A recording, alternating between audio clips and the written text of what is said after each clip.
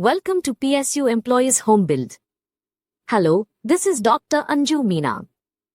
Today, I'm not here to give you quick tips.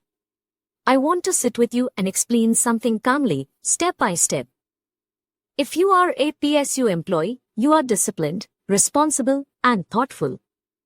You don't take money decisions casually, and that is a strength. But when it comes to real estate, almost every PSU employee carries one silent confusion. How much property is actually enough? कहीं मैं कम invest तो नहीं कर रहा? या फिर थोड़ा ज़्यादा हो गया? Today's topic is exactly about this clarity. How much real estate exposure is ideal for PSU employees? Please watch this video like a lesson. No hurry, no fear, only understanding. You know, if you work in one of India's public sector undertakings, a PSU, buying property feels like the ultimate sign of success, right? The ultimate security.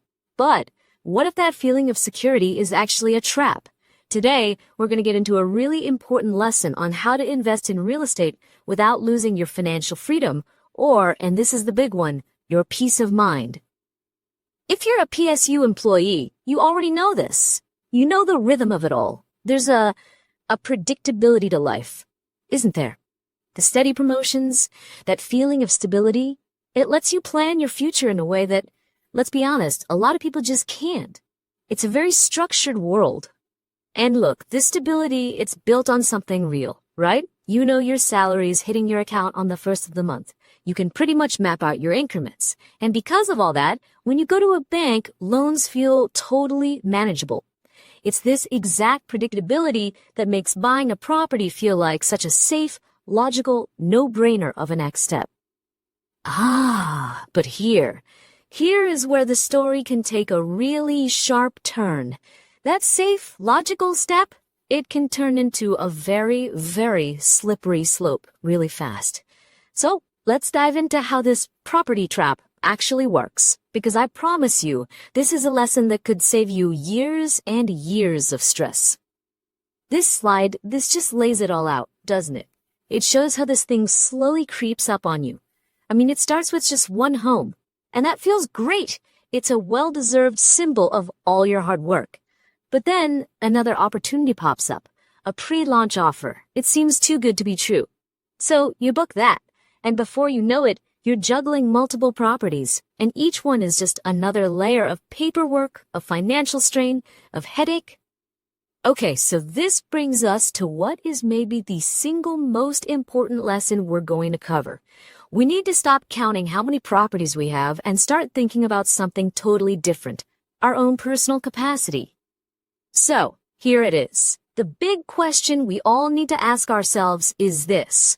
How much real estate is actually too much? And you know what? The answer isn't a number. It's a feeling.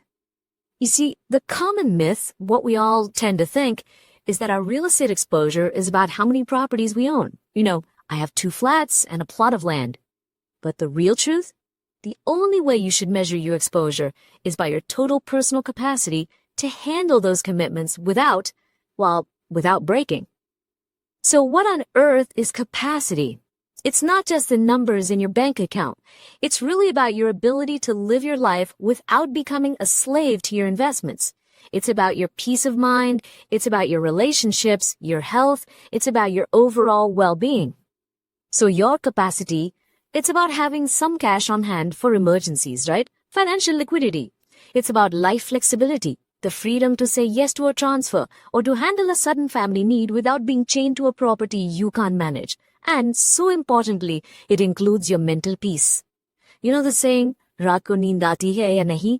Can you actually sleep soundly at night? If your properties are keeping you up, you have definitely exceeded your capacity. You know, to really get this, let's look at a story of 2 PSU employees. I think their stories will make this whole idea crystal clear. So on one side, you have an employee who's just living a calm, content life. He's got one well-planned property, and it gives him genuine security. But then you've got his colleague, same salary by the way, who is just constantly drowning in a sea of EMIs. He's always stressed, always worried, always just one unexpected expense away from real trouble. The difference in their quality of life is just worlds apart. And it wasn't about their income. The difference was that one of them had clarity. Clarity about his own capacity before he made any big commitments. The other guy, he just kept piling on the commitments without thinking. Okay, here's the red flag. This is the moment you know you've gone too far. If your EMIs start dictating your life choices, forcing you to say no to a great career move, stopping you from spending on your kids' education, then you've lost control. Your debt is now the boss of you. So how do we avoid falling into this trap? How do we actually build a property portfolio that brings us peace and not pain? Let's lay out a really clear framework with some new rules to live by. Just imagine this for a second. A life where your real estate is a source of strength, not stress. That's what healthy exposure looks like. It's when your property is either earning you money or saving you rent. It's when you still have cash set aside for emergencies. It's when it reduces your anxiety, and it leaves you totally free to make your life choices on your own terms. This right here, this is the mantra you need to remember. Real estate is a tool. It's a tool that should support your life. Your life should never, ever, ever revolve around paying EMIs. It's such a simple shift in thinking, but it changes everything.